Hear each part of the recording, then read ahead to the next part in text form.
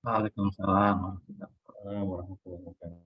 Alhamdulillah wassalatu wassalam ala Rasulillah wa ala alihi wa man walah. Rabbi shrah li sadri wa yassir li amri wahlul 'uqdatam min lisani yafqahu qawli. Subhanaka la ilma lana illa ma 'allamtana innaka antal alimul hakim. Amma ba'd. Segala puja dan puji kehadirat Allah, salawat serta salam kepada junjungan kita Nabi Muhammad sallallahu alaihi wasallam, para keluarga, sahabat, tabi'in, serta seluruh umat yang selalu beristiqamah mengikuti sunnah-sunnahnya hingga yaumul qiyamah. Alhamdulillah di pagi hari ini kembali kita dapat bersilaturahim melalui Zoom untuk bersama-sama mempelajari dan membahas syariat Rasul Sallallahu Alaihi Wasallam. Semoga apa yang kita lakukan ini mendapatkan keberkahan dan keridhaan dari Allah Subhanahu Wa Taala. Amin ya Rabbal Alamin. Di kesempatan pagi hari ini kembali kita akan melanjutkan pembahasan kita berkaitan dengan tawasul, yang alhamdulillah sudah kita bahas arti tawasul menurut bahasa, seperti yang sudah kita bahas pada pertemuan sebelumnya. Kemudian juga sudah kita bahas pembahasan macam-macam tawasul, yaitu yang pertama tawasul dengan amal soleh. Ini merupakan kesepakatan seluruh ulama bahwa tawasul dengan amal soleh itu diperbolehkan di dalam syariat Islam. Nah, jadi seperti yang sudah kita tekankan bahwa dalam bertawasul itu tidak harus, tetapi boleh dan tidak boleh. Artinya bukan wajib atau haram atau sunnah atau makruh, tidak, dia hukumnya boleh. Jadi menurut jumhur ulama atau sepakat seluruh ulama boleh ketika kita berdoa bertawasul dengan amal soleh kita. Tapi yang tidak mau bertawasul dengan amal soleh pun tidak apa-apa, karena memang kalimat boleh ini artinya bukan sesuatu yang harus atau sesuatu yang diperintahkan atau dilarang, yaitu hukum bertawasul dengan amal soleh seperti yang sudah kita jelaskan. Hadis yang diriwayatkan Imam Muslim dengan orang yang terkurung di dalam gua, lalu mereka bertawasul dengan amal-amal soleh mereka, dan akhirnya Allah buka pintu gua yang tertutup dengan batu besar itu. Yang kedua, tawasul dengan Nabi Muhammad SAW. Tawasul dengan Nabi Muhammad ada dua. Yang pertama, tawasul dengan Nabi Muhammad saat beliau hidup. Bagaimana hukumnya? Menurut jumhur ulama, jumhur artinya sebagian besar ulama, sedikit yang mengingkari, artinya hampir seluruh ulama. Kalau sepakat itu tidak ada perbedaan, tapi kalau jumhur artinya masih ada yang berbeda, tapi lebih banyak yang mengatakan diperbolehkan, yaitu bertawasul dengan Nabi saat beliau masih ada. Dan ini sudah kita bawakan cerita Utsman ibn Hunayf, yang beliau ini menceritakan ada seorang buta datang ke Rasulullah SAW untuk minta didoakan agar diberikan kesembuhan dengan bisa kembali matanya terbuka, bisa melihat lagi. Tapi menasihati Rasul dengan mengatakan isbir, sabar, maka kamu akan mendapatkan pahala yang besar. Ternyata orang ini mengatakan, tidak ya Rasulullah, saya ini buta dan tidak ada penuntun saya, sehingga saya mengalami kesulitan kalau saya buta. Maka doakanlah kepada Allah supaya diberikan kesembuhan. Akhirnya Nabi memerintahkan untuk orang itu berwudu, kemudian sholat 2 rakaat, setelah itu berdoa dengan membaca Allahumma inni as'aluka wa atawajjahu ilaika bin nabiyyika Muhammadin sallallahu alaihi wasallam ya nabiyyar rahmah ya Muhammad inni atawajjahu bika ila rabbi. Nah, ini merupakan apa?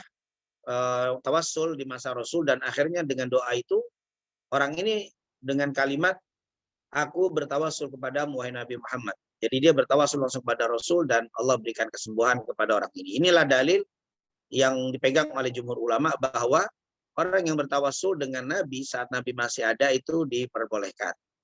Kemudian yang kedua, tawassul dengan Nabi setelah wafatnya beliau. Nah, sebagian ini masalah setelah wafat. Seperti saat ini kita bertawassul dengan Nabi. Sebagian ulama tidak membolehkannya. Ini adalah pendapat Hanafiyah. Dan yang kedua, sebagian ulama membolehkan. Jadi sebagian ulama diantaranya dari madhab, kalau dari 4 madhab, pengikut madhab Hanafiyah mengatakan tidak boleh bertawassul setelah wafatnya Rasul. Tapi sebagian ulama lagi membolehkannya.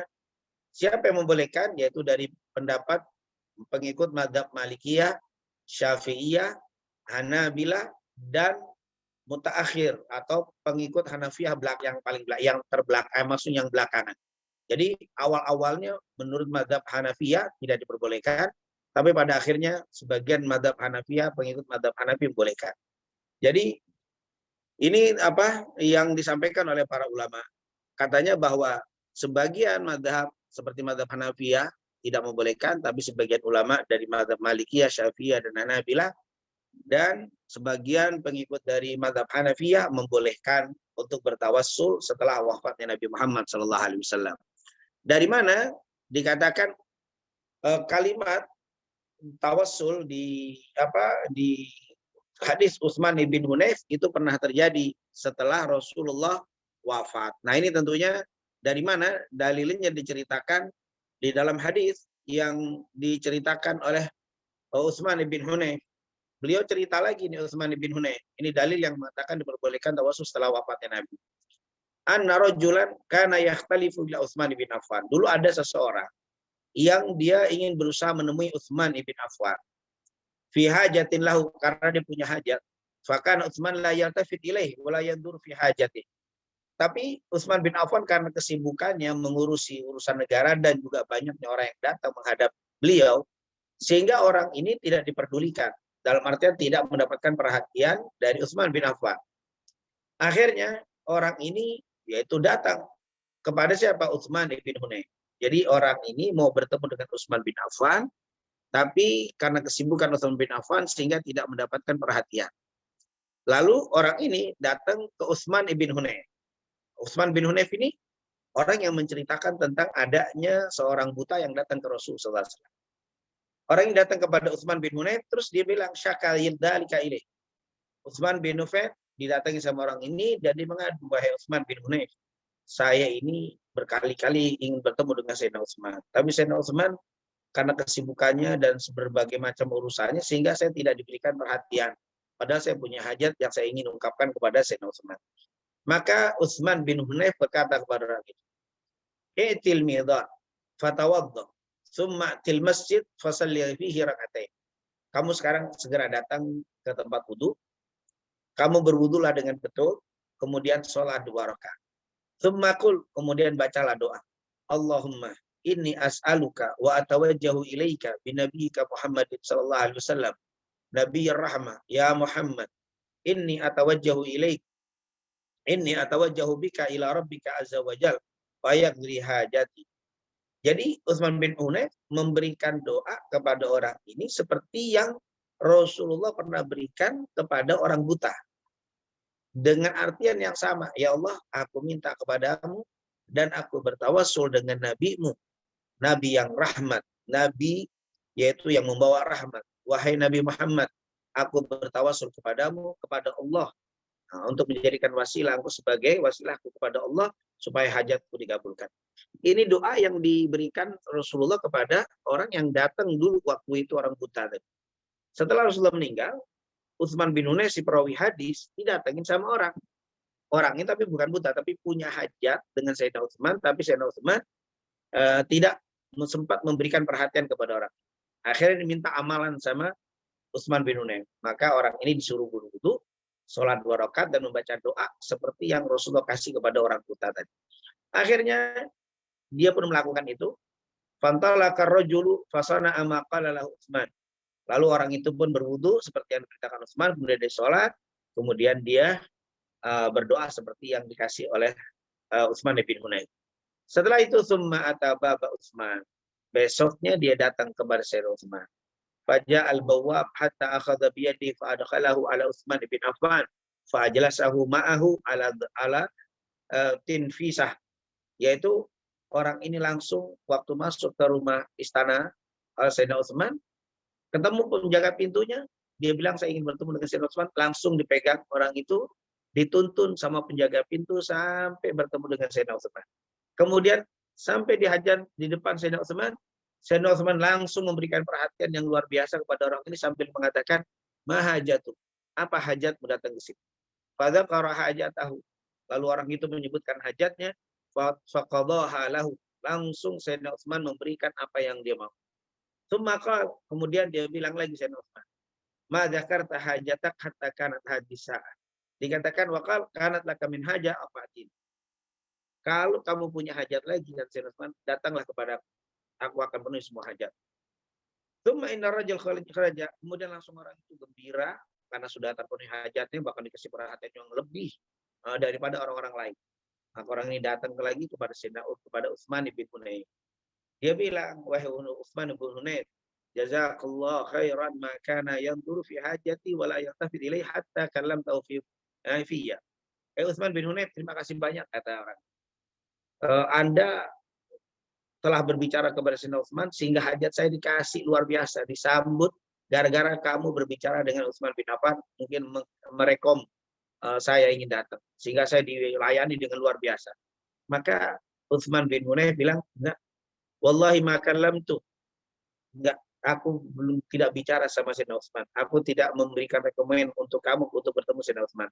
Walakinni, akan tetapi sungguh saya telah mendengar Nabi Muhammad SAW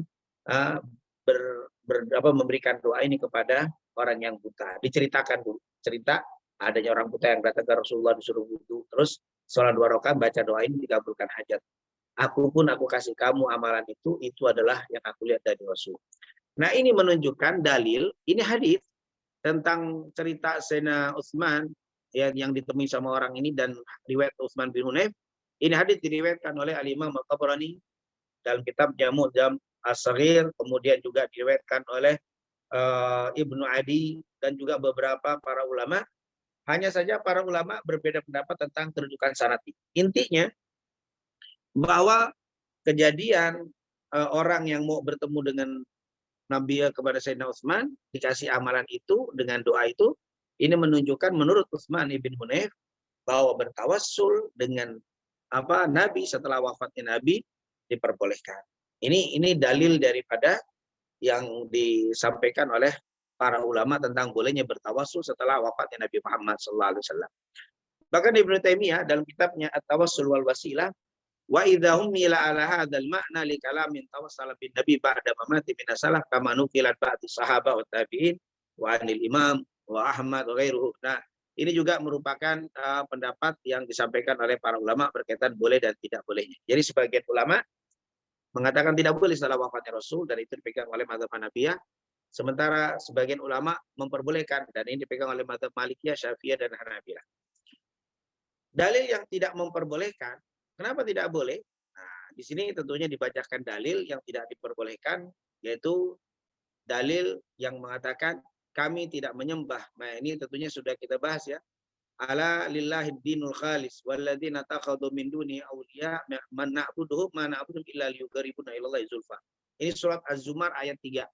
Nanti Bapak Ibu mungkin diingat ayat surat Az-Zumar ayat 3. Ini dalil yang tidak membolehkan tawasul dengan Rasulullah setelah wafatnya Nabi. Yang kedua yaitu surat Al-Baqarah 186. Mungkin kalau saya bacakan terlalu panjang. Wa idza salaka ibadi anni fa inni qarib ujibu da'watad da'i idza da'an falyastajibu li wal yu'minu bila allahum yarshudun. Ini dalil bahwa apabila hambaku bertanya tentang aku, katakan aku dekat. Nah, di sini aku dekat berarti tidak perlu wasilah, tidak perlu ada tawassul. Ini surat Al-Baqarah 186. Kemudian juga surat Al-A'raf ayat 188. Al-A'raf 188. Bunyinya dikatakan kulla amliku li nafsi naf'an wala dharr. Kata Rasulullah, aku tidak bisa memberikan manfaat dan mudarat illa masya Allah, kecuali seperti yang Allah kehendaki. Ini surat Al-A'raf 188. Kata pendapat yang tidak membolehkan, ayat ini menunjukkan bahwa Rasulullah tidak dapat memberikan sedikit pun kebaikan atau keburukan kepada diri sendiri. Lalu bagaimana mungkin dapat memberikan kebaikan pada orang lain? Nah, ini tentunya dalil-dalil yang dipegang oleh ulama yang tidak membolehkan bertawassul setelah wafatnya Nabi. Begitu juga bisa dilihat di surat Jin ayat ke-18. Sebagaimana dikatakan wa annal masajida lillah fala tad'u ma'allahi ahada. Sesungguhnya masjid itu miliknya Allah dan hanya untuk ibadah bagi Allah dan tidak boleh meminta selain kepada Allah. Itu surat Jin ayat 18. Kemudian perintah hadis atau yang kelima ini dalilnya ketika kalimat wa anzir asyiratakal aqrabin, yaitu cerita ketika ada perintah ayat wahai Rasul berikan peringatan kepada keluargamu yang terdekat, yaitu kerabat yang terdekat. Waktu itu Nabi Muhammad mengajak Fatimah dengan mengatakan, hai Fatimah, mintalah apa yang kau mau saat ini. Sungguh nanti aku tidak bisa memberikan manfaat kepadamu apapun. Nah, ini tentunya Nabi menunjukkan tidak bisa mampu memberikan apapun. nanti di yaumil qiyamah. Maka dia ini menunjukkan bahwa Rasul tidak bisa memberikan manfaat kepada siapapun, bahkan kepada Fatimah. Kemudian yang keenam, kalimat hadis dari riwayat Imam Ahmad dan Turmudi dari Ibnu Abbas. Rasulullah mengatakan kepada Abdullah bin Abbas, "Ya gulam, ini wa'alimuka kalimat, ihfadillah yahfadka, ihfadillah tajidhu tujahak, idza sa'alta fas'alillah wa idza sta'anta fasta'in billah." Ini riwayat Imam Ahmad dan Turmudi. Rasulullah pernah bilang kepada Abdullah bin Abbas, "Hei anak kecil, wahai Abdullah bin Abbas, apabila engkau minta, maka mintalah kepada Allah. Bila engkau minta perlindungan, mintalah perlindungan kepada Allah." Di sini berarti tidak ada pembolehan untuk bertawasul kepada Nabi. Rasul memerintahkan langsung meminta kepada Allah tanpa ada perantara. Yang ketujuh terakhir, tidak pernah dilakukan oleh para nabi, tidak pernah dilakukan oleh Rasul dan para ulama salafus saleh. Inilah dalil yang mengatakan tidak diperbolehkannya bertawasul. Nah, sementara jumhur yang tadi mengatakan madzhab Malikiyah, Hanafiyah, Malikiyah, Syafi'iyah dan Hanabilah yang membolehkan, dalilnya apa? Bertawasul dengan Rasul setelah wafatnya.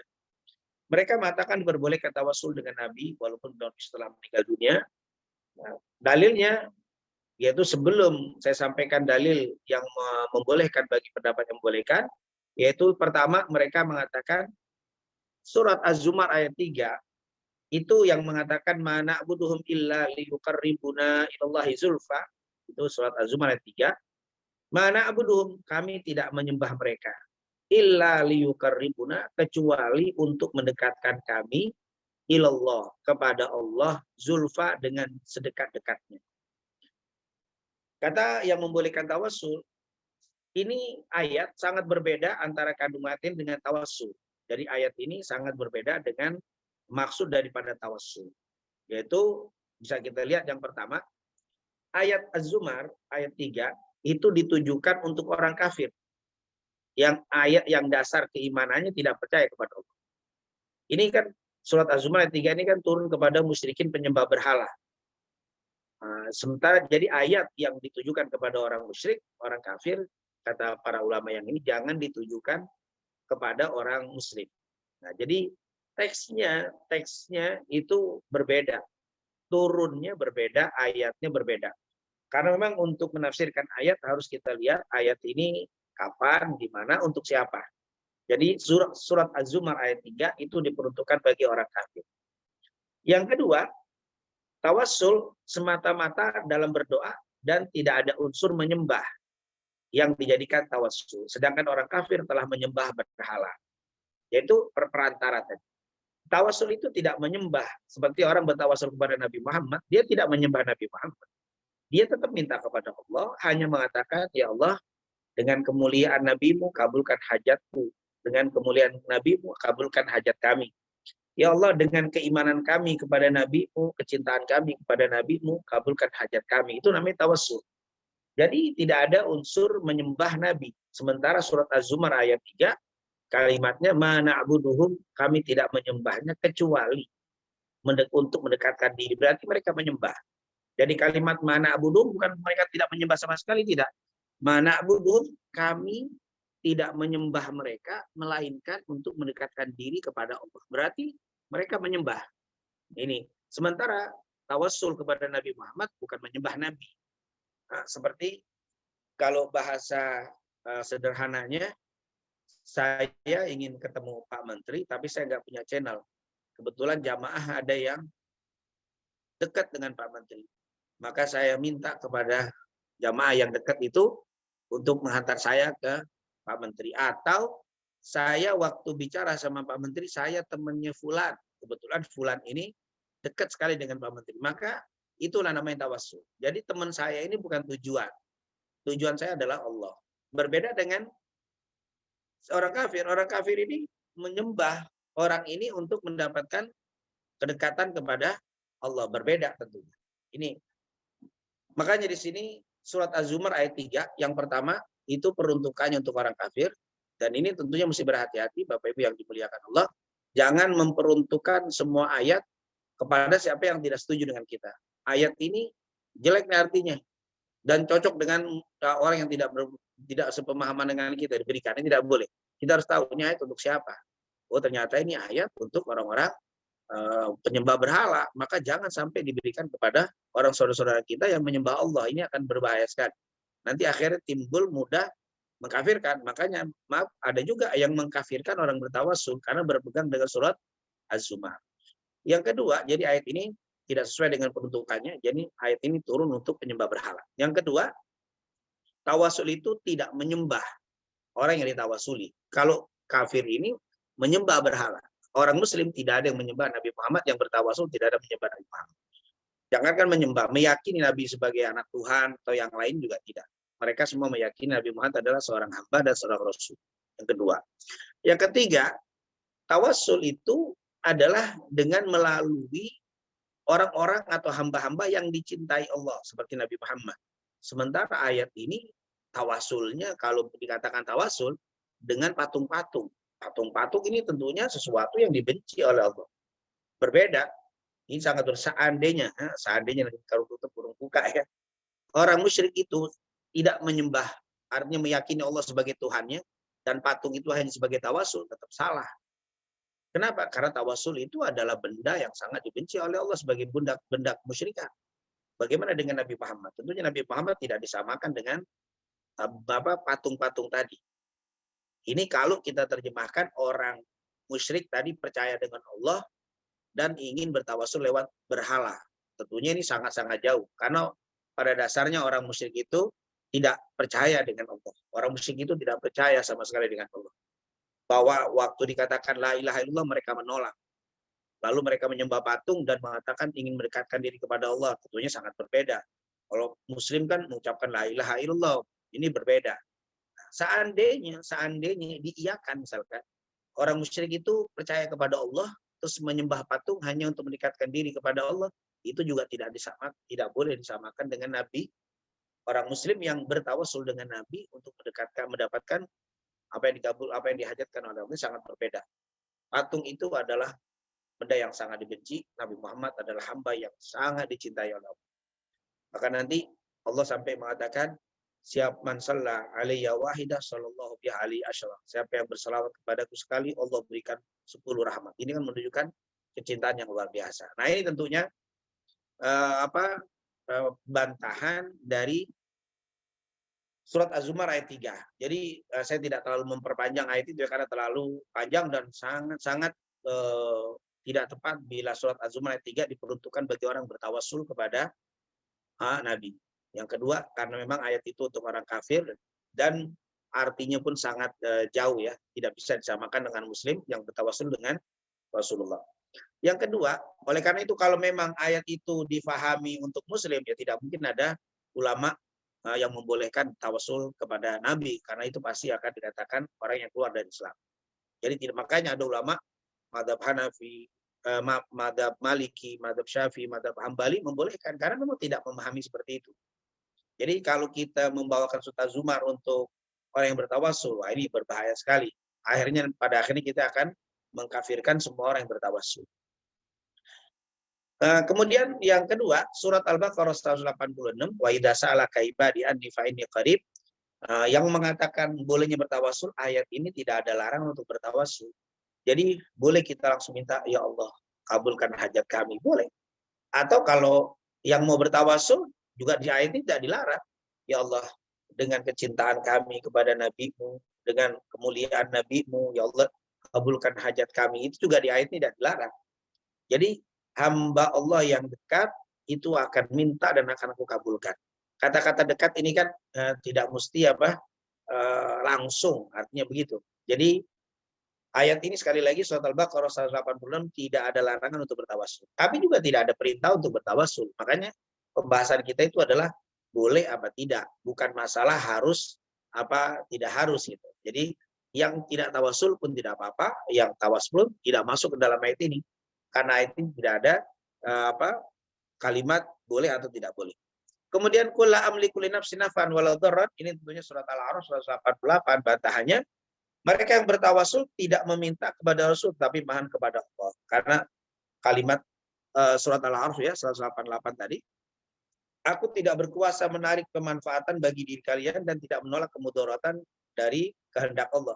memang kita tidak minta kepada Nabi karena Nabi tidak bisa memberikan manfaat dan tidak bisa menolak mudarat. Jadi orang yang bertawasul itu sekali lagi di garis bawahi bukan minta kepada Nabi. Karena ayat-ayat yang dijadikan dalil larangan tawasul rata-rata larangan meminta selain kepada Allah. Seperti di surat Jin ayat 18 tadi. La tad'u ma'allah fala tad'u ma'allahi ahadan. Jangan engkau minta kepada selain Allah. Jangan kau pernah minta memohon kepada selain Allah. Sekali lagi, surat Jin ini juga tidak berarti larangan untuk bertawasul. Karena tawasul itu bukan meminta kepada selain Allah. Tetap mintanya kepada Allah SWT. Begitu juga perintah wa andir ashiratakal akrabin. Ketika Rasul diperintahkan untuk berdakwah kepada keluarga terdekatnya, beliau mengatakan kepada Fatimah, kata Rasul, wahai Fatimah, mintalah apa yang kau mau. Sungguh aku tidak bisa memberikan manfaat dan mudarat nanti di yaumil qiyamah untukmu. Maka berimanlah kepada Allah. Kalau kau tidak beriman, aku tidak bisa memberikan manfaat. Ini tentunya juga tidak ada mengandung larangan untuk bertawasul. Karena sekali lagi tawasul itu bukan minta kepada Nabi. Ini harus kita garis bawahi. Oleh karena itu berkata Imam Syafi'i, fa inna hadza laisa fiha illa tasrih bi annahu sallallahu alaihi wasallam la yastati naf'a man aradallahu dzurrahu wa la dzurra man aradallahu ta'ala naf'ah. Kata Imam Syaukani, hadis ini menunjukkan dan ayat-ayat itu yang dibacakan tadi menunjukkan bahwa Rasulullah itu tidak bisa memberikan manfaat atau menolak sesuatu yang tidak baik apabila Allah kehendaki. Wa annahu la yamliku li ahadin min qarabati fadlan min an ghairihim syai'an min Allah. Dan Rasul juga tidak bisa memberikan manfaat dan mudarat kepada keluarga terdekatnya dan juga yang lainnya. Tidak bisa Rasul memberikan itu. Dan wa hadza ma'lum likulli muslimin wa la yasafi annahu la yatawassalu bihi ilallah. Tapi ini adalah perkara yang sangat terkenal, artinya Nabi itu tidak bisa memberikan manfaat, tidak bisa memberikan mudarat, tidak bisa mengabulkan hajat, menolak sesuatu yang buruk dari siapapun, bahkan keluarga sendiri pun tidak bisa. Tetapi di sini menunjukkan bukan berarti tidak boleh bertawasul. Kenapa? Karena waktu bertawasul itu kata Imam Syaukani bukan meminta kepada Nabi. Nah ini tentunya harus ditegaskan kalimat tawasul itu bukan meminta kepada Nabi. Hadis Ibnu Abbas juga dibantah yang mengatakan idza sa'alta fas'alillah wa idza sta'anta fasta'in billah. Kalau kau minta pertolongan, mintalah pertolongan kepada Allah. Bila engkau minta perlindungan, mintalah perlindungan kepada Allah. Hadis ini tentunya menunjukkan kita tidak boleh bertawasul, tidak ada. Tapi hadis ini menunjukkan kalau mau minta tentunya harus kepada Allah. Kalau minta perlindungan, pasti minta perlindungan kepada Allah. Tidak boleh minta kepada Nabi atau yang lainnya. Ini tentunya sudah dipahami dan ini bukan menunjukkan adanya larangan bertawasul. Oleh karena itu berkata Al-Imam Syaukani rahimahullah, walaysa fihi man utawassul bihi aw bi ghairihi min al-anbiya wal awliya wal ulama. Wa qad ja'ala Allah li Rasulullah sallallahu alaihi wasallam al-maqam mahmud li maqam syafa'ah al-udma. Dan seterusnya ini perkataan dari Imam Syaukani yang mengatakan dalil-dalil yang disebutkan tadi menurut Imam Syaukani tidak ada dalil yang melarang kita bertawasul, hanya menyebutkan kalau mintalah kepada Allah. Kalau di masjid jangan minta selain kepada Allah. Nabi itu tidak bisa memberikan manfaat dan mudarat. Itu semuanya adalah ayat-ayat yang melarang kita melakukan kemusyrikan. Dan tawasul itu sekali lagi bukan meminta kepada Nabi. Yang itu adalah dalil-dalil dari yang membolehkan tawasul. Kemudian bagaimana kalau tidak pernah dilakukan oleh Rasul dan para ulama salaf? Ini dalil yang bahwa Rasulullah tidak pernah melakukan tawasul atau ulama salaf tidak pernah melakukan tawasul. Tentunya kalimat tidak pernah dilakukan oleh para ulama itu bukan berarti menunjukkan tidak boleh. Nah, ini tentunya itu menjadi kaidah ahli sunnah. Nanti kita jelaskan nanti dalam bab lain. Intinya tidak setiap yang tidak dilakukan Rasul berarti dilarang. Karena memang ayat yang berbunyi dalam surat Al-Hasyr di ayat ke-7, wa ma atakumur rasul fakhudhu wa ma nahakum anhu fantahu. Apa yang diberikan Rasul kepadamu maka terimalah, kerjakanlah. Dan apa yang dilarang bagimu maka tinggalkanlah. Jadi dalil itu adalah apa yang diperintah dan apa yang dilarang. Apa yang diperintahkan kerjakan, apa yang dilarang tinggalkan. Tidak ada kalimat wa ma lam af'alhu fantahu. Apa yang tidak aku lakukan tinggalkan. Itu tidak ada kalimat seperti itu. Fa inna dikatakan fa idza nahitukum an syai'in fajtanibu. Wa idza amartukum bi amrin fa'tu minhu mastata'tum. Apabila kalian aku larang terhadap suatu perkara, tinggalkan. Dan jika aku perintahkan kepada kalian sesuatu, maka kerjakanlah sesuai dengan kemampuanmu. Hadis riwayat Imam Bukhari. Di hadis ini tidak dikatakan wa idza lam af'al syai'an fajtanibu. Apabila tidak pernah aku lakukan, tinggalkan. Tidak seperti itu. Yang kedua, ada beberapa riwayat yang menunjukkan bahwa tawassul pernah dilakukan oleh para nabi dan para ulama salafus saleh. Karena dalil tadi pendapat yang mengatakan tidak boleh bertawassul karena belum dilakukan oleh ulama salafus saleh. Nah, yang pertama menurut yang pendapat yang membolehkan, yang pertama bahwa perbuatan tidak dilakukan oleh ulama salaf tidak menjadi dalil. Kalau dibilang enggak, kalau itu memang bagus pasti dilakukan, iya. Tapi bukan berarti tidak diperbolehkan. Itu kalimat ya, yang tentunya berbeda arti. Yang kedua, ada riwayat tawasul orang-orang terdahulu. Yang pertama tadi cerita Utsman bin Hunayf, di mana seorang tadi mau ketemu dengan dengan Utsman bin Affan, lalu tidak mendapat perhatian, lalu dikasih amalan berwudu, sholat 2 rakaat, lalu membaca tawassul tadi.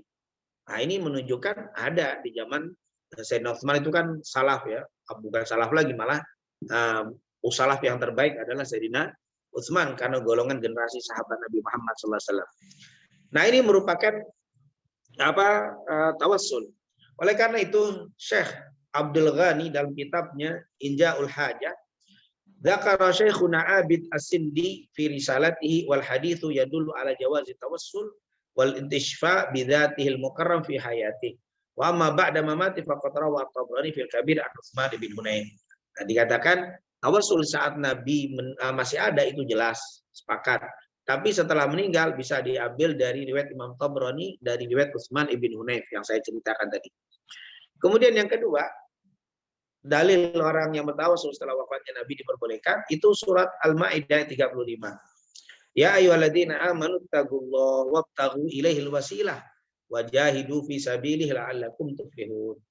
Hai orang-orang yang beriman, bertakwalah kamu kepada Allah dan carilah jalan-jalan yang mendekatkan diri kepadanya. Itu wabtaghu ilaihil wasilah. Al-Maidah 35. Wabtaghu ilaihil wasilah dan carilah jalan-jalan yang mendekatkan diri kepadanya.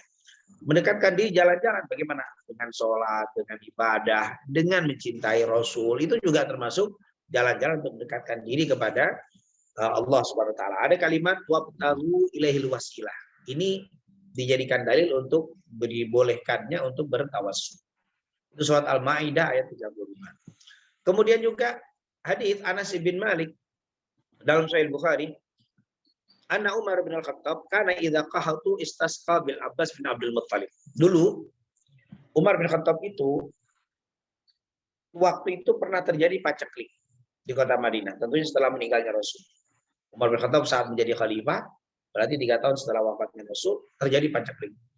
Lalu Umar bin Khattab beristisqa, yaitu mendirikan sholat untuk diturunkan hujan, berdoa supaya diturunkan hujan. Maka beliau bertawassul dengan Abbas bin Abdul Muttalib.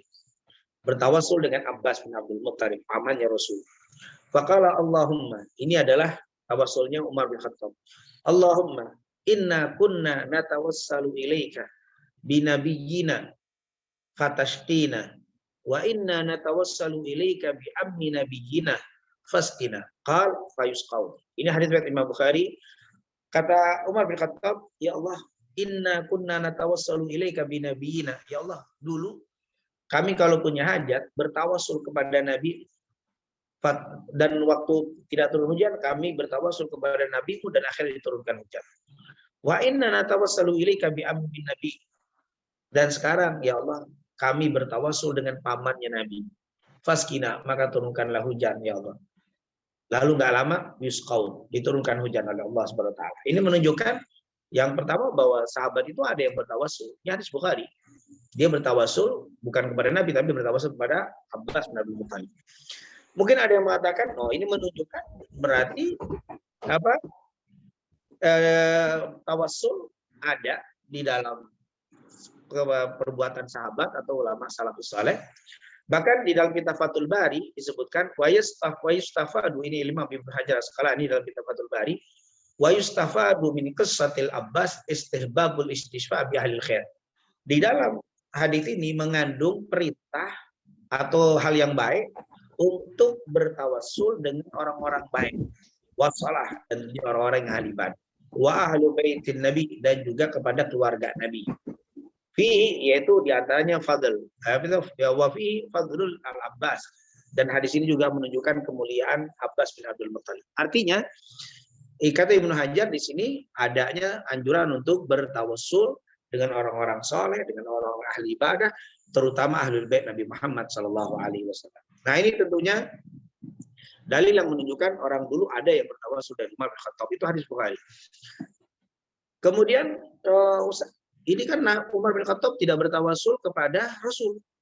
Setelah meninggal Rasul, berarti ini menunjukkan bahwa Umar bin Khattab tidak mau bertawassul kepada Nabi karena Nabi sudah meninggal, malah dia bertawassul kepada Abbas bin Abdul Muttalib. Yang pertama, kata para ulama, Umar bin Khattab bertawassul kepada Abbas, bukan kepada Nabi setelah wafatnya Nabi, bukan berarti menunjukkan tidak boleh. Kecuali Umar bin Khattab bilang tidak boleh bertawassul dengan Nabi, kan tidak ada ucapan tidak boleh. Yang pertama. Yang kedua, karena ini berkaitan dengan hujan.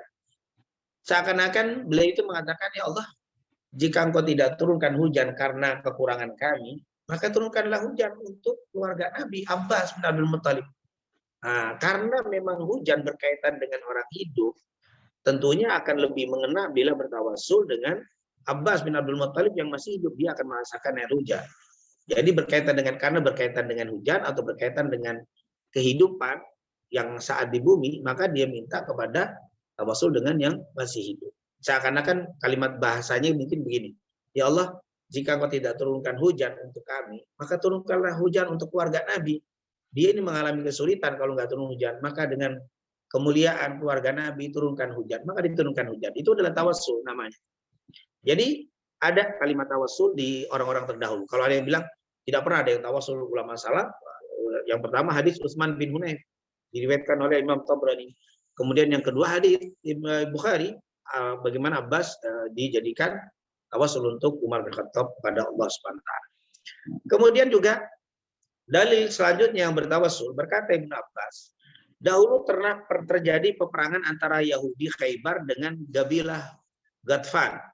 Jadi kata Ibnu Abbas dulu, ini hadis diriwayatkan oleh Imam Hakim dalam kitab Al-Mustadrak dan juga Imam Baihaqi. Kata Abdullah bin Abbas, dulu ada orang-orang Yahudi Khaybar perang terus dengan Gabilah yang namanya Ghatfan, yaitu peperangan antara Yahudi dan Gabilah ini.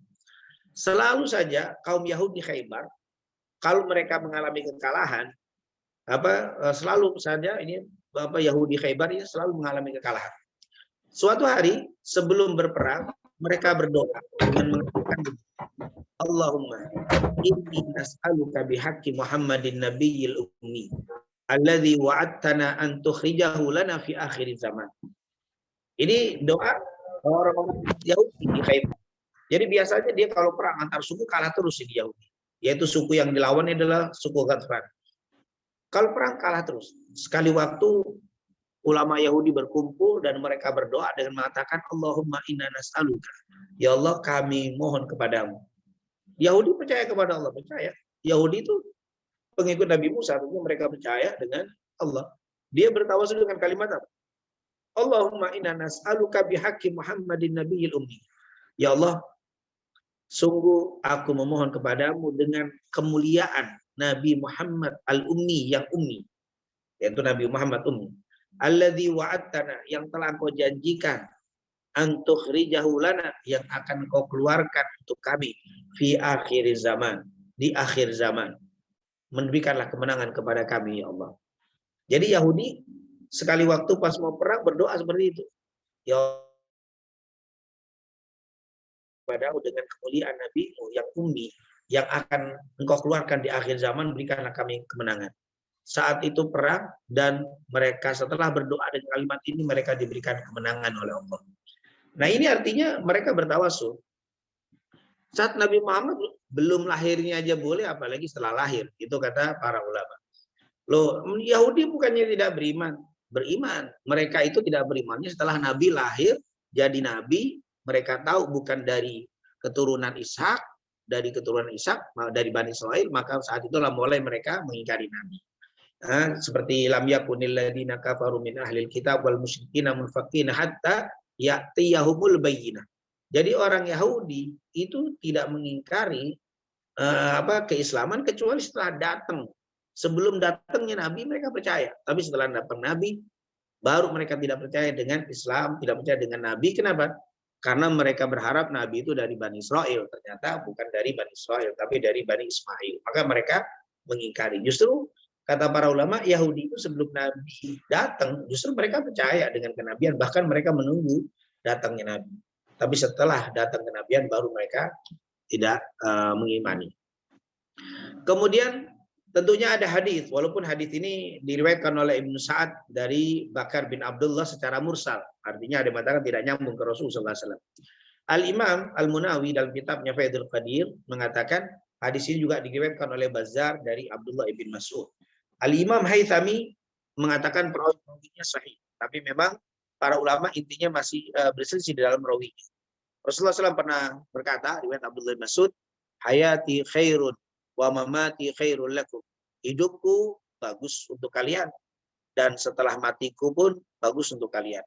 Fa idza ana muttu kanat wafati khairan lakum. Kalau aku meninggal tetap kebaikan untuk kalian semua.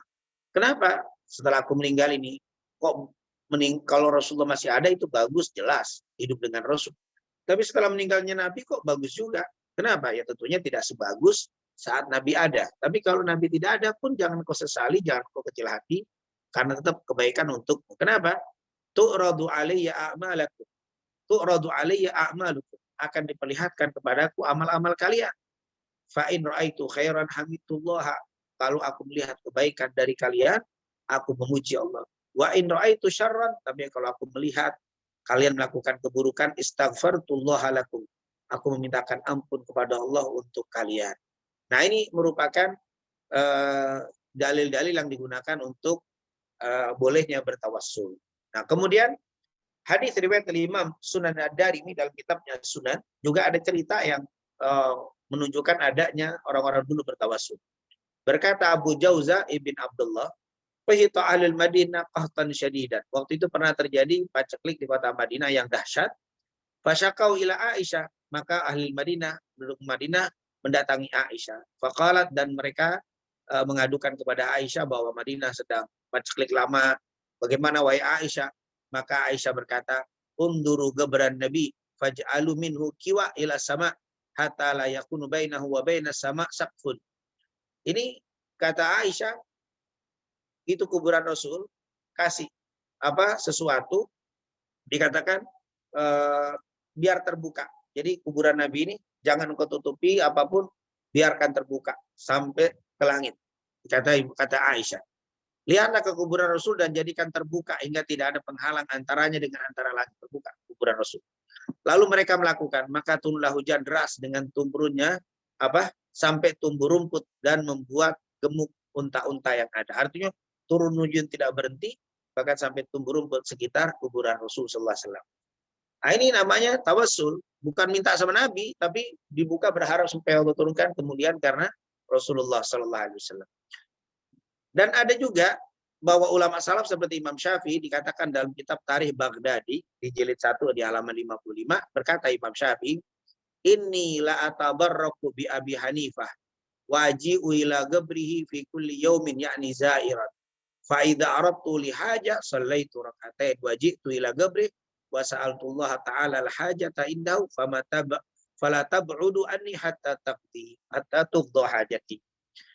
Kata Imam Syafi'i dalam riwayat Imam Tarikh Baghdadi, ya, sungguh aku bertabarruk dengan Abu Hanifah. Abu Hanifah ulama besar. Imam Syafi'i tidak ketemu dengan Imam Abu Hanifah. Tapi dia bilang aku bertabarruk. Aku minta kepada Allah keberkahan dari Abu Hanifah. Artinya dia minta kepada Allah supaya diberikan keberkahan karena kemuliaan Abu Hanifah. Dan aku mendatangi kuburnya. Aku sering sekali kalau punya hajat besar, aku sholat 2 rakaat. Aku mohon kepada Allah, lalu aku berziarah kepada Abu Hanifah dan aku mohon kepada Allah dengan kemuliaan Abu Hanifah Allah kabulkan hajat-hajatku dan tidak berapa lama hajatku dikabulkan oleh Allah Subhanahu wa taala. Ini adalah tawassul dengan orang setelah Rasul sallallahu alaihi wasallam. Rasulullah tidak ada tapi kita bertawassul dengan para ulama pewarisnya.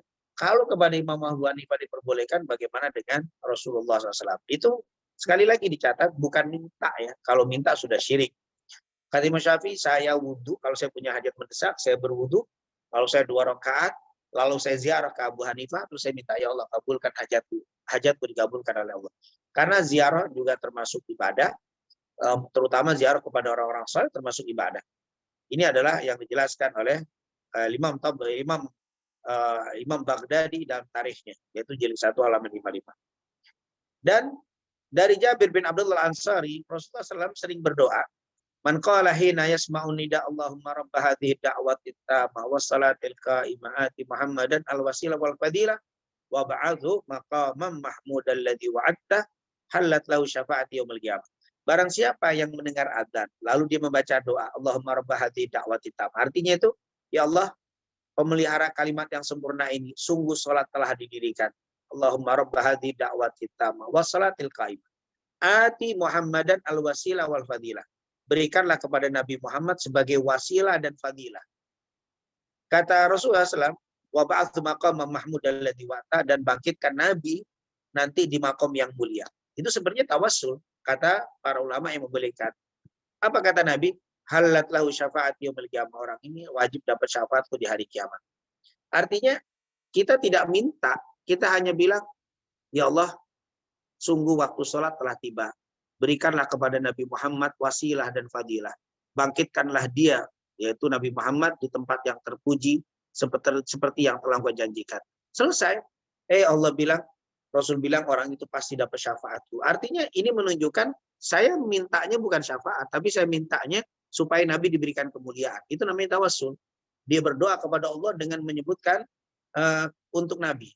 Ya Allah, berikanlah ati Muhammadan al-wasilah wal fadilah wa ba'atsu maqamam mahmudal ladzi wa'adta. Kita berdoa dapat syafaat dengan cara hanya, ya Allah, berikanlah kepada Nabi Muhammad kemuliaan seperti yang telah Kau janjikan. Itu sebenarnya tawassul, kata para ulama. Tawassul itu bukan minta sama Nabi, minta kepada Allah dengan menyebutkan kemuliaan Nabi Muhammad. Begitu juga kata para ulama, sebenarnya kita itu setiap doa tanpa terasa tawassul. Bagaimana? Bersolawat sama Nabi Muhammad. Saat kita berdoa, Allahumma sholli ala Muhammad wa ala ali Muhammad. Baru kita berdoa. Kita ucapkan hamdalah dan sholawat. Sholawat selalu ada. Ini menyebut nama Nabi atau bersolawat sama Nabi sebelum doa, sebenarnya itu tawassul. Yaitu tawassul dengan Nabi Muhammad. Makanya kata Umar bin Khattab, orang yang berdoa tanpa menyebut nama Nabi Muhammad, doanya terkatung-katung. Artinya ini menunjukkan bertawassul dengan Nabi.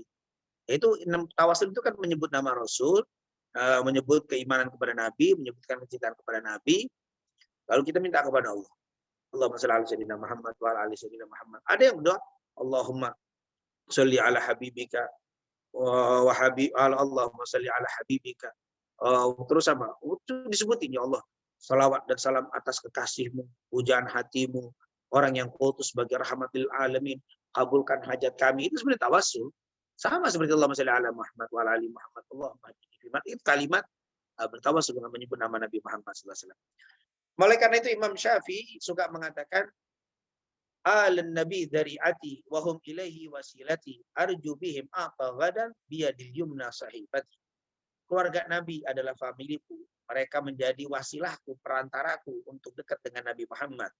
Dan aku berharap dengan mereka aku menerima perhitunganku nanti di hari kiamat dengan tangan kananku. Artinya ada kalimat-kalimat itu namanya tawassul. Imam Taqiyuddin As-Subuki mengatakan, beliau memperbolehkan dan mengatakan bahwa tawassul dan isti'anah adalah sesuatu yang baik dan diperhatikan oleh para nabi dan rasul serta salafus saleh dari para ulama serta kalangan umum Islam, dan tidak ada yang mengingkari perbuatan tersebut sampai datang seorang ulama yang mengatakan tawassul adalah bid'ah. Jadi ini tentunya dalil-dalil yang memperbolehkan tawassul setelah wafatnya Nabi kita Nabi Muhammad Sallallahu Alaihi Wasallam. Tinggal bermasalah yang selanjutnya, bertawassul selain kepada Rasul, selain kepada Rasul SAW. Tentunya tidak apa-apa saya baca kebut karena sudah 3 kali pertemuan ya, takut bertele-tele bosan pembahasan tentang tawassul. Intinya kesimpulan dari apa yang saya jelaskan, yang pertama, tawassul setelah wafat saat Rasulullah masih ada itu sepakat, tidak ada perbedaan, boleh. Yang kedua, tawassul setelah wafatnya Rasul. Nah, ini pendapat Hanafiyah tidak diperbolehkan. Menurut Malikiyah, Hanafiyah dan Hanabilah, Malikiyah, Syafi'iyah dan Hanabilah diperbolehkan dengan dalil masing-masing. Nah, bahasa kita yang mau bertawasul, yaitu ini berarti berpegang dengan mazhab Malikiyah dan Syafi'iyah setelah Hanabilah. Kalau yang nggak mau bertawasul berarti pegang mazhab Hanafiyah. Dan alhamdulillah yang bertawasul diperbolehkan, yang tidak tawasul juga tidak apa-apa. Jadi ini tentunya kita yang tidak bertawasul jangan menyalahkan yang bertawasul, yang bertawasul jangan menyalahkan yang tidak bertawasul. Sangat indah sekali perbedaan, dan jangan pernah kita punya pemikiran pokoknya yang nggak sesuai dengan saya salah. Ini tentunya pemikiran yang terlalu sempit ya. Kenapa? Karena perbedaan itu bukan baru ada di zaman sekarang. Perbedaan tawasul sudah ada dari zaman terdahulu. Dan mereka punya masing-masing dalil. Jangan sekali lagi berbeda pendapat itu hal yang biasa, tapi yang tidak biasa itu memaksakan pendapat kepada orang lain dan menganggap yang tidak bersamaan dengan pendapatnya dianggap yang salah. Insya Allah kita tidak seperti itu. Yang bertawasul bagus, yang tidak bertawasul bagus. Nah, karena setelah kita pelajari, ternyata mereka punya dalil semua. Kemudian yang terakhir, nggak apa-apa ya kalau nggak sempat nanti mungkin kalau waktunya habis kita kita singkat saja atau kita menyempurnakannya di pertemuan yang akan datang. Bertawasul selain kepada Rasul, yaitu bertawasul dengan para nabi. Berkata Anas bin Malik, ketika Fatimah binti Asad bin Hashim, yaitu ibu daripada Ali bin Abi Thalib, wafat, maka Rasulullah SAW turut menggali makam untuknya. Dan Rasulullah masuk ke dalam liang lahatnya, yaitu waktu ibundanya Ali bin Abi Thalib meninggal, Rasulullah turun ke liang lahat. Sembari merebahkan diri dalam liang tersebut, dan beliau berdoa, Allahul ladzi yuhyi wa yumit, wa huwa hayyun la yamut, ighfir li ummi Fatimah binti Asad, walakinha hujjataha wa wasi' 'alaiha madkhalaha bihaqqi nabiyyika wal anbiya alladzina min qabli fa innaka arhamur rahimin. Itu doa Nabi Muhammad saat turun di liang lahat waktu pemakaman ibunda daripada Ali bin Abi Thalib, yaitu Fatimah binti Asad. Hadis ini diriwayatkan oleh Imam At-Tabrani. Nah, di dalam sanadnya ada Rauh ibn Saleh, disahihkan oleh Ibnu Hibban dan Hakim, tetapi dilemahkan oleh ulama lainnya. Ini disebutkan juga dalam kitab Majma' Zawaid oleh Al-Imam Haythami. Jadi khilaf di antara ulama, tapi ini ada doa seperti tadi.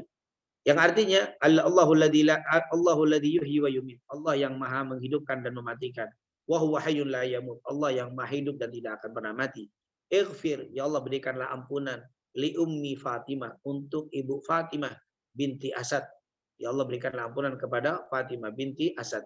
Walakinha hujjataha wa wasi' 'alaiha, dan berikanlah dia jawaban yang mudah ketika ditanya oleh malaikat, dan luaskanlah tempat kuburnya, kata dia. Terus bihaqqi, dengan kemuliaan nabimu, yaitu Nabi Muhammad SAW, wal anbiya, dan kemuliaan para nabi, alladzi min qabli, yang diutus sebelum aku, fa innaka arhamur rahimin, sesungguhnya engkau adalah yang maha pengasih lagi maha penyayang. Nah, ini tentunya merupakan salah satu dalil diperbolehkannya bertawasul dengan nabi-nabi sebelumnya. Bahkan ada riwayat, tetapi hadis ini diriwayatkan oleh Imam Hakim dalam kitab yang Mustadrak, Al-Imam Baihaqi, Ibnu Asakir, dan Ibnu Katsir menuliskan riwayat ini dalam kitabnya Al-Bidayah wa Nihayah. Di dalam kitab Al-Mustadrak, hadis ini diriwayatkan oleh Umar bin Khattab. Di dalam sanadnya ada seorang rawi bernama Abdurrahman bin Zaid bin Aslam yang sebagian ulama mendhaifkannya. Ini cerita sangat terkenal.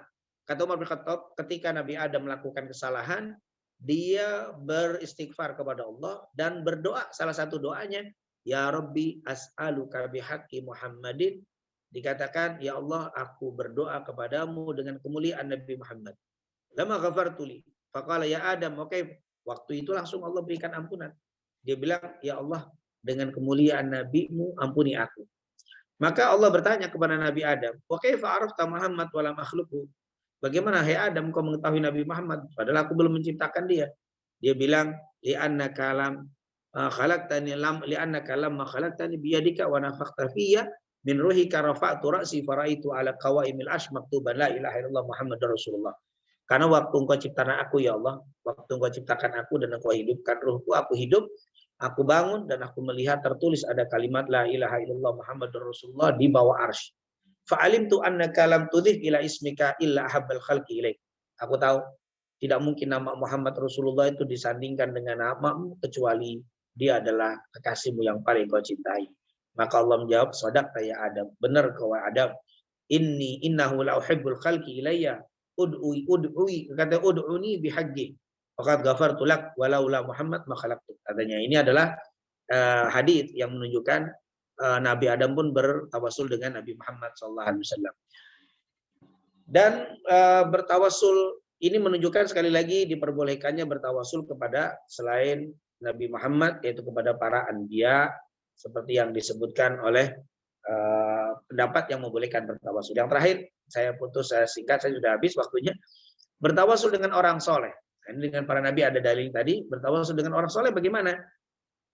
Yang membolehkan ini berpegang dengan hadis riwayat Imam Ibnu Majah. Berkata Abu Sa'id Al-Khudri, Rasulullah SAW bila keluar dari rumahnya, beliau menuju ke masjid, beliau membaca doa seperti ini. Allahumma inni as'aluka bihaqqis sa'ilina 'alaika wa as'aluka bihaqqi mamsyaya hadza fa inni lam akhrud asyarran wala batara. Itu kalimat Allahumma inni as'aluka bihaqqis sa'ilina 'alaika. Ya Allah, sungguh aku minta kepadamu dengan hak-hak orang yang meminta kepadamu. Yaitu maksudnya, ya Allah, sungguh aku meminta kepadamu dengan kemuliaan orang-orang yang memohon kepadamu. Wa as'aluka bihaqqi mamsyaya hadza. Dan aku meminta kepadamu dengan hak jalanku menuju masjidmu ini.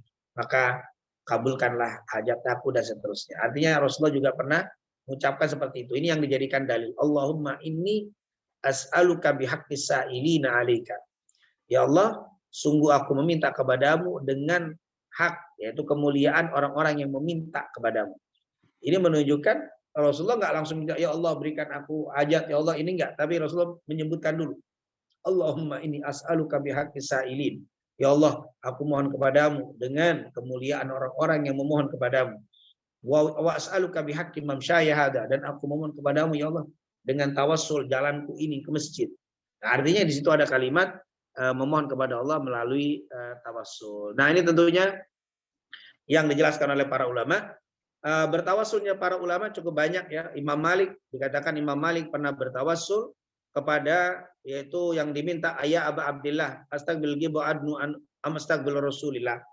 Ini tentunya cerita tawassul Imam Malik ada, kemudian Imam Syafi'i tadi bertawassul dengan atau bertawassul kepada Imam Abu Hanifah. Nah, alhamdulillah kesimpulannya, ini tentunya sebagai kesimpulan nggak terlalu panjang ya. Maaf ini kepada jamaah semua.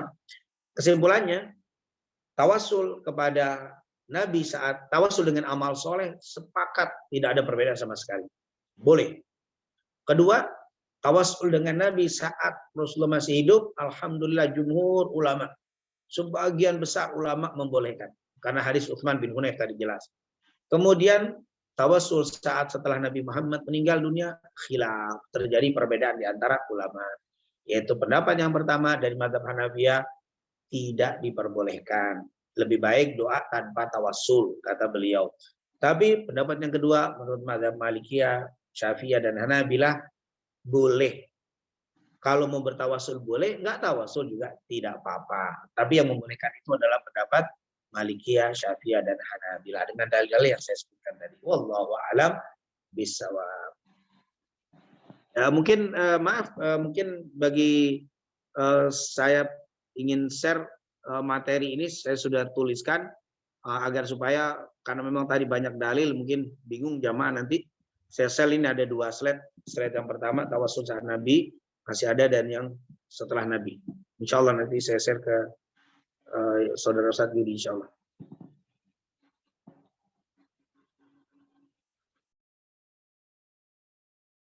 Baik Ustadz, alhamdulillah atas materi disampaikan, mudah-mudahan dapat memberikan pencerahan bagi kita semua, dan intinya kita tidak saling ini ya menyalahkan baik yang bertawasul ataupun yang tidak bertawasul. Mungkin izin Ustadz, ini ada 4 pertanyaan Ustadz, mungkin mohon izin kepada para jamaah juga sedikit menambah waktu.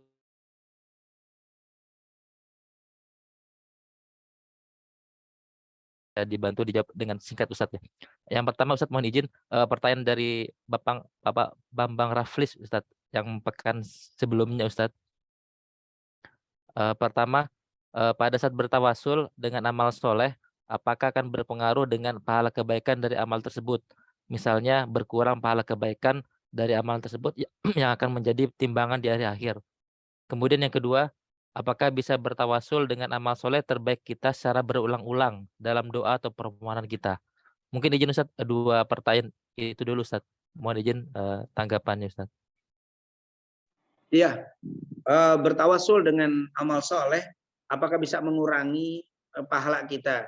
Tentunya kalau yang kita minta di dalam urusan akhirat, tentunya tidak mengurangi sama sekali. Ya Allah, dengan keberkahan amal soleh saya, kuatkan iman saya, mudahkan saya dalam melakukan ibadah haji, umrah, itu tentu tidak ada pengaruh.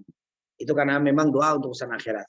Tapi memang kalau minta urusan dunia, ada sebagian ulama mengatakan mengurangi nikmat akhirat.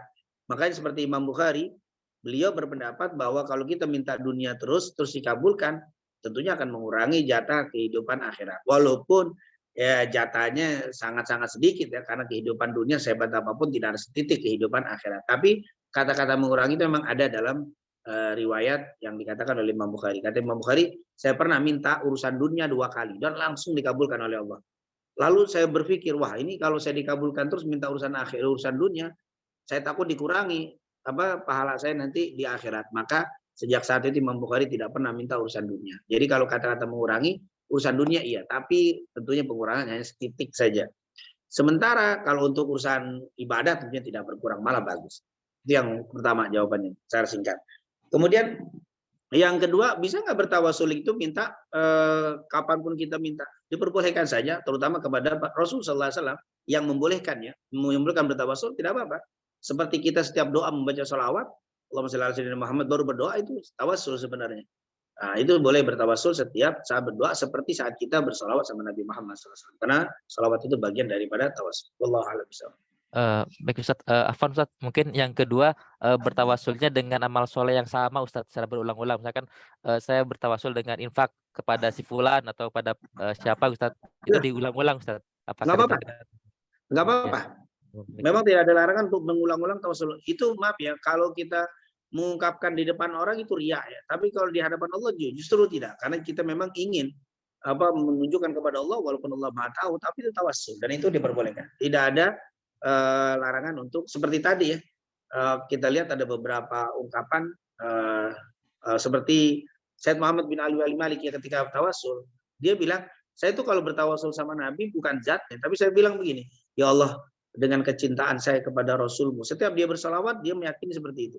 Dia bilang, saya setiap bersalawat, berdoa, saya mengatakan, ya Allah, dengan sayangnya saya, cintanya saya kepada Nabi-Mu, maka saya kirimkan salawat saya kepada Nabi-Mu. Dan semoga dengan salawat saya, dengan kecintaan saya kepada Nabi-Mu, kabulkan hajatku. Jadi, setiap doa itu seperti itu. Berarti tawassul itu dengan apa? Dengan amal soleh kita, dengan atau dengan Nabi itu sama. Itu dengan tadi ya, mengungkapkan dengan cintanya, kasihnya dengan Rasul, maka saya kirimkan. Jadi seperti bersolawat, maka bertawasul juga tidak apa-apa dengan amal soleh setiap kita berdoa. Wallahu a'lam. Baik Ustaz, jazakallahu atas jawaban disampaikan. Mungkin izin lanjut ke yang kedua Ustaz dari Bapak Saifuddin. Izin bertanya Pak Ustaz, sebelum khotib naik mimbar biasanya jamaah diingatkan untuk tidak berkata-kata karena akan sia-sialah sholat Jumat. Pertanyaannya, bagaimana dengan jamaah yang melakukan sholat sunnah setelah khotib naik mimbar? Apakah termasuk membatalkan sholat Jumatnya? Mungkin itu dulu Ustaz.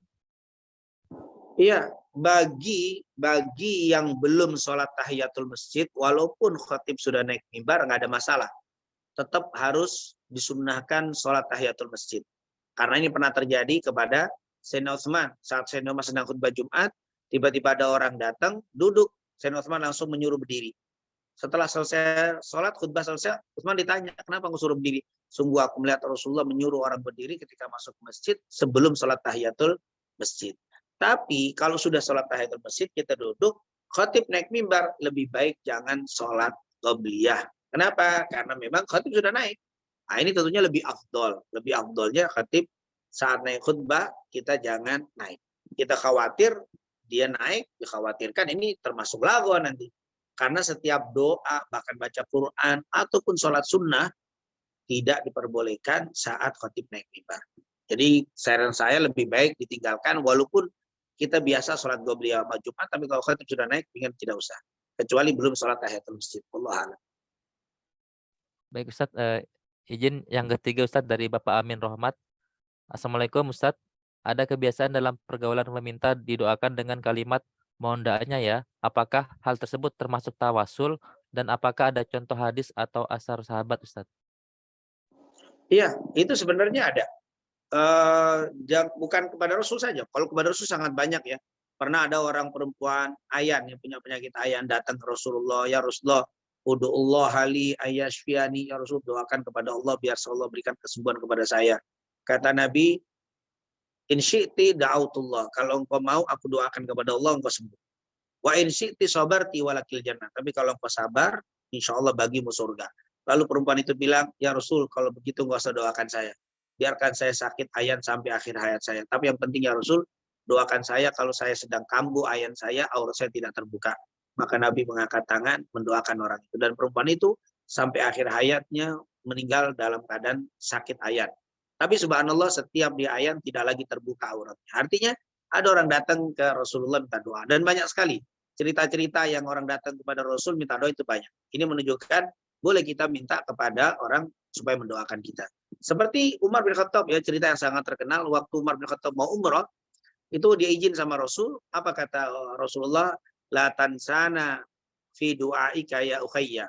Itu kata Rasul, wahai Umar, jangan lupa nanti kalau berdoa masukkan juga kami di dalam doamu. Artinya boleh kita minta doa kepada seorang supaya orang itu minta kepada Allah. Bahkan ada hadis yang memerintahkan ya, hadis Sahih Muslim, ma min muslimin yad'u li akhihi bi dhahril ghaib illa qala al malaku amin wa laka bimithli. Tidak ada seseorang yang mendoakan saudaranya sementara dia tidak tahu kalau kita doakan, maka Allah memberikan apa yang diberikan kepada orang yang didoakannya. Berarti saling mendoakan itu ada, dan minta pun tidak apa-apa. Tolong doain saya, apalagi kita sedang ibadah, apalagi kita umroh titip doa, itu boleh. Dan itu banyak dalil yang menunjukkan boleh. Allah. Baik Ustadz, mungkin izin selanjutnya Ustadz, Afwan ini mungkin para jamaah izin sampai saat ini aja cukup pertanyaannya karena nih ada tambahan 2 lagi Ustadz dari para jamaah, mungkin supaya tidak menambah waktu lagi, izin kita bacakan 3 pertanyaan terakhir dari para jamaah. Yang pertama dari Bapak Nyoman, izin bertanya Ustadz, ketika di grup WA atau sosmed lainnya ada yang mengirim teks Assalamualaikum. Apakah boleh kita jawab dalam hati saja atau harus tertulis juga Ustadz? Itu mungkin Ustadz yang dari Pak Nyoman Ustadz. Iya, para ulama mengatakan salam juga sama dengan sholawat ya. Jadi waktu nulis itu tidak apa-apa dengan assalam, tapi semestinya kita menyebutkan assalamualaikum. Tulisannya salam, tapi kita nyebutnya assalamualaikum. Begitu juga jawabnya waalaikum atau titik-titik apa WR apa disingkat gitu ya. Tapi tetap waktu ucapannya waalaikumsalam. Jadi kalimat itu hendaklah disebutkan. Kalau nggak disebutkan juga tidak apa-apa. Kenapa? Karena ditulis dengan tulisan saja, tapi di hati dijawab. Ditulis. Kenapa? Karena kewajiban menjawab salam itu ketika kita mendengar. Ketika saya mendengar, Assalamualaikum, saya mendengar, maka jawabnya harus terdengar juga oleh yang memberikan salam. Tapi ketika dia menulis, maka cukup dengan tulisan sudah cukup. Kenapa? Karena saya juga tidak mendengar itu salamnya, kecuali dipakai voice note ya, voice note itu dibilang Assalamualaikum, maka harus jawab Waalaikumsalam. Tapi ketika terbentuk tulisan, maka cukup dengan tulisan. Tidak harus didengar, karena kita tidak mendengar. Baik Ustadz, izin dari Pak Hikmat Ustadz bertanya di luar topik kajian, apakah ada ketentuan mengenai jarak terdekat antar masjid Ustadz? Jarak terdekat antar masjid, misalnya ada 2 kampung yang antar masjid berseberangan. Iya. Ya, memang tidak ada ketentuan ya. Tidak ada ketentuan antar masjid itu harus sekian-sekian. Hanya saja para ulama mengatakan yang paling bagus dihitung jauh itu kalau adzannya tidak terdengar dengan adzan yang di masjid yang satu. Tapi patokan zaman dulu kan tidak pakai mic ya. Nah, sekarang kalau dipakai mic bisa kedengeran sekian kilo itu. Nah, sekarang jadi patokannya kalau orang naik ke menara paling tinggi dia teriak Allahu Akbar, tidak terdengar di masjid yang satu lagi, berarti cukup itu sudah bisa mendirikan masjid yang lain.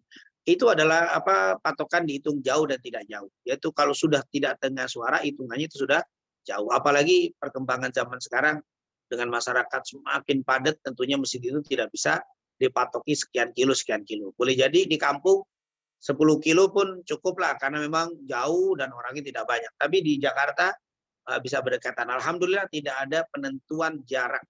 Tidak ada penentuan jarak untuk apa adanya masjid satu dengan yang lain. Baik Ustadz, mungkin terakhir Ustadz dari pertanyaan dari Bapak Nata Sanjaya. Assalamualaikum Ustadz, maaf izin bertanya di luar tema. Apakah hukum berziarah ke makam para waliullah? Yang kedua, bagaimana hukumnya sholat yang di sekitar masjid ada makamnya Ustadz? Mungkin itu Ustadz terakhir dari para jamaah. Iya, sebenarnya berziarah itu pada dasarnya hukumnya boleh. Seperti yang dikatakan oleh Rasul, kuntu nahaitukum an ziyaratil quburi fazuruha fa innaha tudzakirul akhirah. Dalam artian fa innaha tuzahidu fid dunya. Dulu aku melarang kalian untuk berziarah, tapi sekarang berziarahlah kalian. Sesungguhnya dalam ziarah itu ada hal yang memberikan manfaat. Pertama, mengingatkan kematian. Yang kedua, dalam ayat yang lain, menumbuhkan sifat zuhud. Berarti ketika kita berziarah, maka tujuannya dua, yaitu mengingat kematian dan meningkatkan zuhud kita. Supaya kita tahu loh, kita juga akan meninggal dunia. Itu yang pertama. Nanti di hadits lain, mendoakan. Karena ada kalimat, Rasulullah SAW bila lewat kuburan Baqi atau berziarah ke Baqi, beliau mengucapkan, Assalamualaikum ya ahlal Baqi. Nas'alullah lana wa lakumul afiyah. Antum salafuna wa nahnu bil athar. Nah, ini menunjukkan Rasulullah ziarah, tapi niat untuk berdoa untuk mereka. Berarti di sini ziarah ke kuburan aulia boleh saja. Yang pertama niatnya untuk mengingatkan kepada akhirat. Yang kedua menumbuhkan sifat zuhud. Yang keempat, yang ketiga mendoakan mereka. Dan itu adalah hukum ziarah sunnah, sepakat. Karena kalimat ayat hadis tadi, aku melarang kalian untuk berziarah, tapi sekarang ziarah hilang. Katanya al-amru ba'dan nahi yufidu sunnah. Perintah setelah larangan, awalnya dilarang, sekarang diperintah, maka timbulnya hukumnya sunnah. Mungkin yang tidak diperbolehkan itu dengan niat minta kepada para aulia. Nah ini tentunya bukan ziarah lagi itu namanya, nanti jadi hukumnya haram. Ini hukumnya haram. Adapun kadang-kadang kalimat la tusyaddur rihal illa fi thalathati masajid. Jangan engkau bersusah payah pergi kecuali ke 3 masjid. Nah, ini tentunya teksnya betul sahih Bukhari Muslim, tapi pemahaman hadis itu berbeda pendapat. Pendapat yang pertama, ini khusus ke masjid. Jadi selain 3 masjid tidak ada. Masjid Kuba, emas, masjid apapun itu nggak ada nilai ibadah ketika kita ke masjid, kecuali 3 masjid. Haram Mekah, Haram Madinah, Aqsa. Itu dapat. Tapi selain masjid, tentunya konteksnya beda lagi. Seperti saya mau datang ke Surabaya, mau silaturahim dengan orang tua. Apakah tidak boleh pergi jauh-jauh kecuali 3 masjid? Ini bukan masjid. Konteksnya adalah saya ke silaturahim. Kita pergi ke silaturahim, itu dianjurkan. Walaupun susah payah, silaturahim itu adalah perintah. Nah, begitu juga kepada guru saya. Saya punya guru misalkan di Madinah. Saya pengen silaturahim ke guru saya. Boleh. Walaupun itu susah payah saya ngumpulin uang. Nah, karena urusannya bukan masjid. Kalau masjid itu nggak boleh kecuali 3. Itu sebagian ulama teksnya adalah masjid. Jangan sampai kalimat masjid tidak boleh, terus semua pun tidak boleh kalau selain 3 masjid itu. Tidak. Ada silaturahim kepada guru kita. Ada guru saya meninggal di Jawa Timur. Kuburannya di sana. Terus saya mau datang ziarah ke guru saya, tentunya boleh. Yang nggak boleh itu ke masjid. Yang 3 bercapek-capek untuk ketiga selain 3 masjid. Nah, jadi dari teks ini maka di sini diperbolehkan untuk ziarah. Walaupun jauh kita pergi nggak apa-apa. Yang penting niatnya mendoakan. Yang kedua bukan minta ya, mendoakan al-mayyit. Yang kedua adalah untuk apa? Mengingat kematian dan seterusnya. Dan orang yang berjasa sama kita. Seperti orang tua, karena kita tahu kan ada 3 orang yang harus kita hormati sekali, yaitu orang tua kita, mertua kita, dan guru kita atau para ulama yang berjuang di jalan Allah Subhanahu Wa Taala. Kalau kita mau bersilaturahmi ziarah ke orang tua kita, karena orang tua kita juga tidak apa-apa untuk berziarah kepada orang yang berjasa kepada agama ini. Al ulama warasatul anbiya. Itulah yang dijelaskan oleh para ulama. Tadi yang terakhir lupa saya. Penutup. Yang kedua, bagaimana hukumnya sholat yang di sekitar masjid ada makamnya? Oh iya, ini sholat di sekitar masjid ini juga perlu jadi materi tersendiri aja ya besok. Karena memang ini hal penting juga. Bagaimana kan nanti kuburan itu ada macam-macamnya. Ada dia di luar, masjid diperluas masuk ke dalam. Ada yang masjidnya dibongkar, dimasukin jenazah. Nah ini bab-babnya berbeda. Kemudian kuburnya kubur siapa? Yang ada nanti ada hadis. La'anallahul yahud wan nasara ittakhadhu qubur anbiya'ihim masajida. Sesungguhnya Allah melaknat orang-orang Yahudi yang telah menjadikan kuburnya para nabi mereka sebagai masjid. Nah, kalimat ini bagaimana? Nah, singkat ceritanya, khulaso ini bahwa kalau kita sholat di masjid yang ada di dalam kuburannya yang dibongkar itu tidak boleh. masjid utuh kemudian dibongkar kemudian masukin, tidak boleh jenazah. Tapi kalau dia perluasan seperti Masjid Nabawi, ini berbeda lagi. Terus yang kedua juga, apakah kita ada pengaruh? Maaf, kalau saya sholat di situ kok lebih khusyuk karena dekat kuburan. Nah, ini tentunya harus berhati-hati. Nah, takutnya nanti tauhidnya juga akan merusak. Tapi kalau di halaman dan seterusnya, kata para ulama boleh-boleh saja selama tentunya tidak memiliki efek khusyuk. Artinya saya kalau sholat di masjid ada kuburannya kok khusyuk ya, khusyuk karena ingat mati boleh. Tapi kalau khusyuk karena seakan-akan kuburan ini memberikan aura, ini tidak diperbolehkan. Wallahu alam. Ini tentunya karena waktu yang mepet saya ada cepat-cepat minta maaf lewat waktunya. Itu saja mungkin. Wallahu Izin alam. Pak Sidik mau tanya langsung Mas Sidik.